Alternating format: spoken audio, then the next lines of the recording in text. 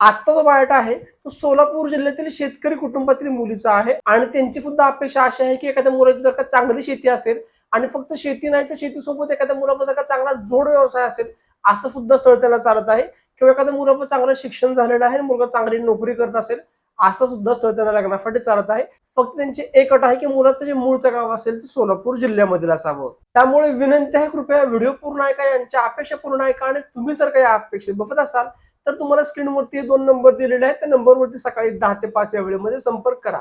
नमस्कार, मी ॲडव्होकेट शिवराज जाधव, देशातील एक विश्वसनीय व रजिस्टर्ड वधूवर केंद्र म्हणजेच शिवराज मराठा वधूवर केंद्रामध्ये तुमचे स्वागत करतो. तर आपण या मुली थोडक्यात माहिती पाहणार आहोत.